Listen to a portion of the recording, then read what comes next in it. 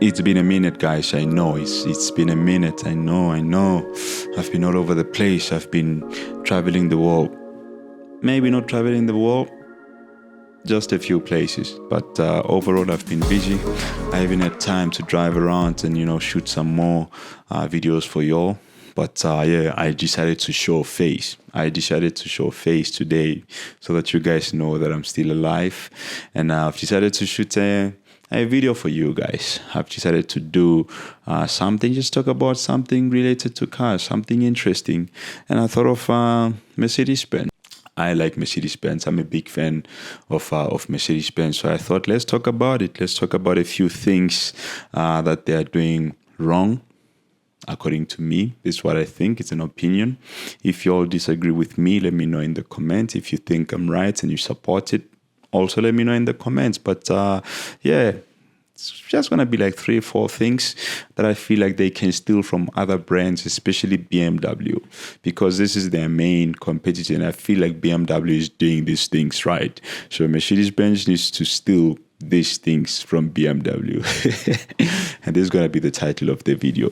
So yeah, let's get to it. The first one will be wider wheel arches, especially the rear one. Man, the hips. Women like hips. We both know. We both know we like hips, especially when it comes to cars. I mean, they change the look of the car, like to a certain degree. I can't even explain it, but like when you follow a C63 coupe or an M4 coupe from the back, and then you just see those wide rear wheel arches, it just looks, it looks aggressive. It looks like a performance car.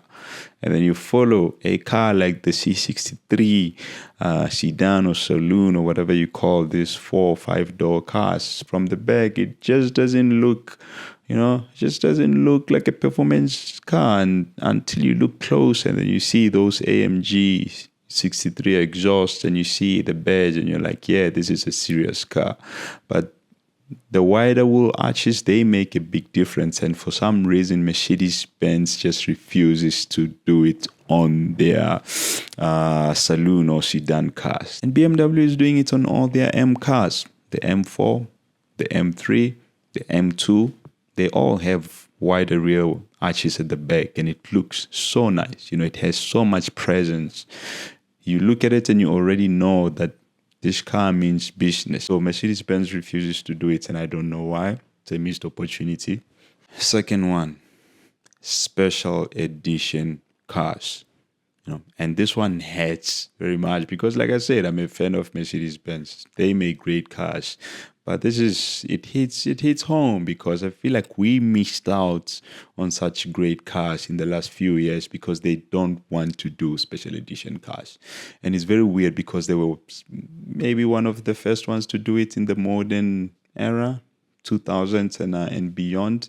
They came out with the Black Series cars in the early 2000s. They came up with the DTM versions of the the CLK. But nowadays they just refuse to do it. I don't know why. That's why they need to steal from BMW. They need to do special edition cars of all their performance models.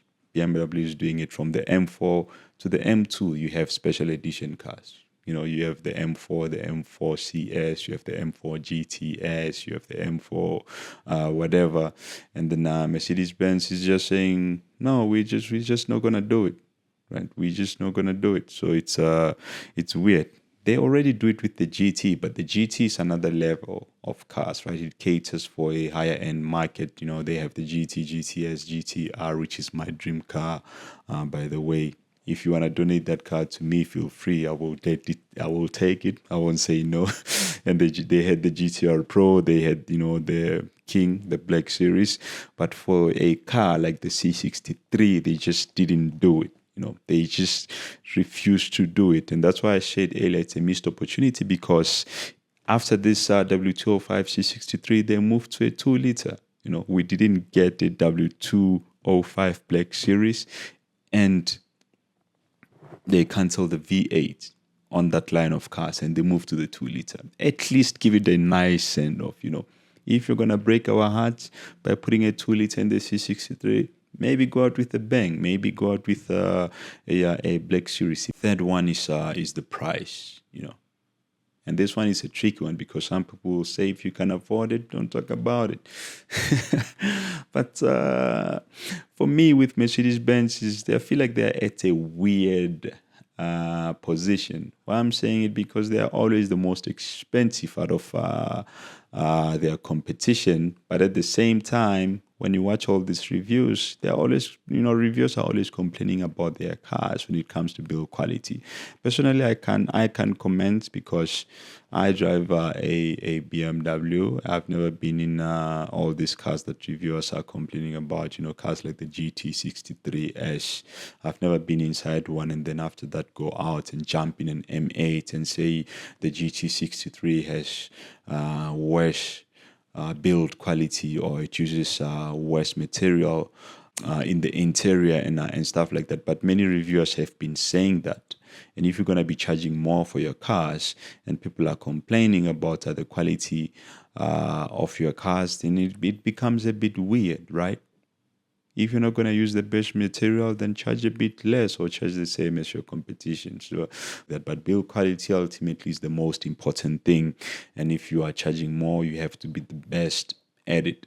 So yeah, that's the price. Fourth one is the V8, right? It's the V8. I already commented or touched on this earlier, but they need to copy BMW and own the V8.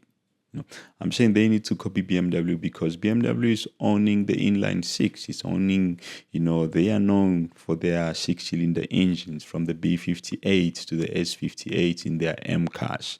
So BMW is essentially owning their inline six engine. That this is what we are good at. This is what we've been doing for some time. We're gonna stick to it. We're gonna improve it. We're gonna put it at a level where it's just like great, where it's just close to perfection. And I feel like with the G series cars, it's close to there because those cars are performing very well.